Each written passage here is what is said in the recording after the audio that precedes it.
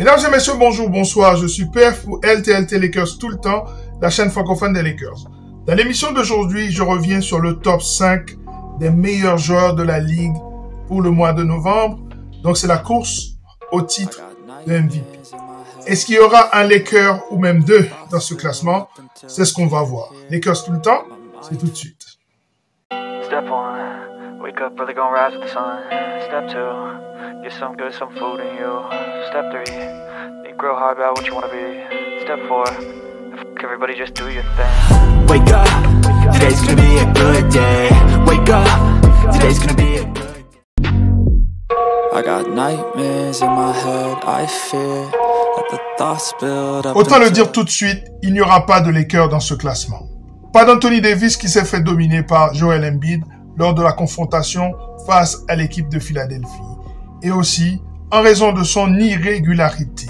Malgré ses 22,6 points de moyenne, ses 12,4 rebonds pris par match, ce qui fait de lui le deuxième meilleur de la ligue, et les 2,7 contre, ce qui fait de lui, encore une fois, le deuxième de la ligue, et tout ça à 55% de réussite.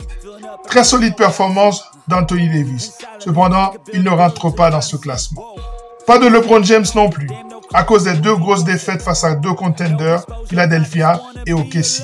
Et ce, malgré les 25 points de moyenne de LeBron, 7 rebonds, 8 passes, 1,4 interceptions, à 56% de réussite et à 40% à 3 points.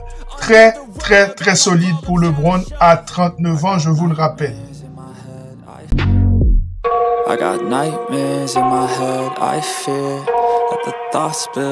Mais nous sommes tout de même des fans de NBA. Alors nous allons donner les 5 meilleurs joueurs de la saison jusqu'à présent. Et ce ne sera pas facile parce qu'il y a des joueurs très forts qui ne seront pas dans ce classement.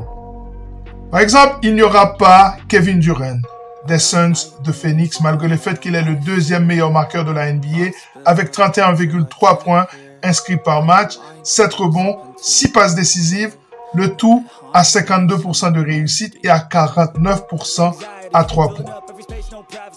Il n'y aura pas non plus Jason Tatum, solide leader à l'Est malgré la perte de Porzingis.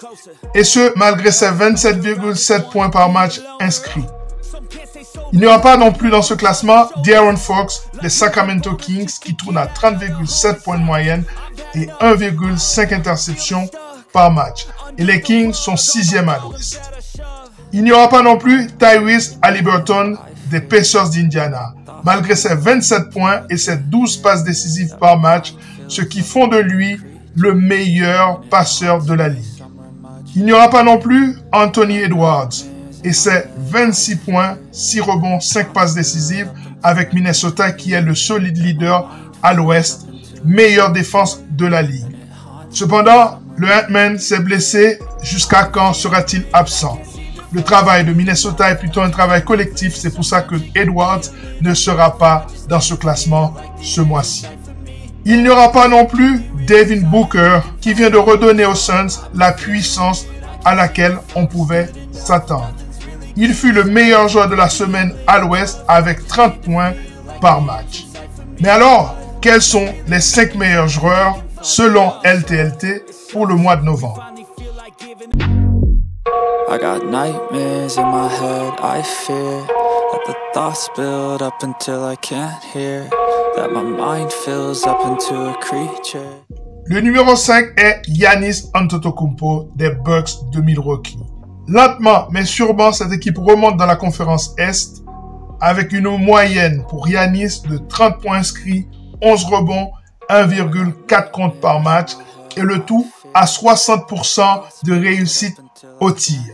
Même si les Bucks sont irréguliers, Giannis porte cette équipe.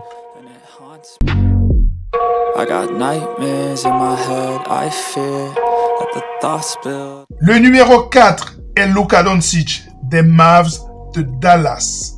Luka est celui qui a inscrit le plus de points en NBA cette saison avec 529 points inscrits devant Jokic 522 et Joel Embiid 512. Il tourne à 31,1 points de moyenne par match, 8 rebonds, 8 passes décisives, 1,3 interceptions par match, à 49% de réussite et à 39% à 3 points. Le garçon est juste magique. I got nightmares in my head, I fear that the thoughts build up. Dallas est 4e de la conférence Ouest avec 11 victoires et 6 défaites, juste derrière OKC. Justement, en parlant d'OKC, le 3e dans ce classement n'est autre Shai Gilgeous-Alexander. Je vous le rappelle, OKC est 3e à l'Ouest avec un Shai qui tourne à 30 points de moyenne, 38 interceptions réalisées depuis le début de la saison avec une moyenne de 2,3 interceptions par match. Il est le meilleur dans ce domaine. À cela, il faut ajouter 6 rebonds à 54% de réussite au tir. Le garçon joue des deux côtés du terrain.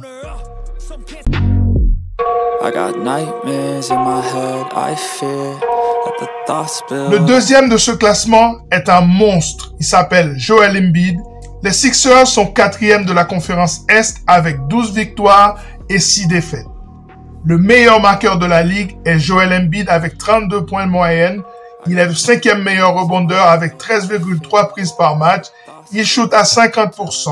Cette équipe vient de détruire LeBron James et les Lakers avec un triple-double en 3 quarts-temps réalisé par Big Joel. Non pas face à Mason Plumlee, mais face à Anthony Davis, le meilleur défenseur de la ligue jusqu'ici.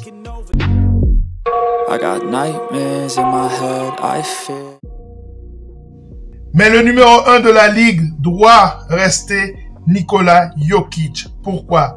Parce que Denver garde sa 2e place à l'Ouest avec 13 victoires et 6 défaites sans Jamal Murray. Nikola Jokic est le meilleur rebondeur de la ligue avec 13,2 prises par match. Il est le 8e meilleur marqueur de la NBA avec 29 points inscrits à 57% de réussite. Il est toujours aussi injouable. Encore une fois, la NBA est passionnante cette année.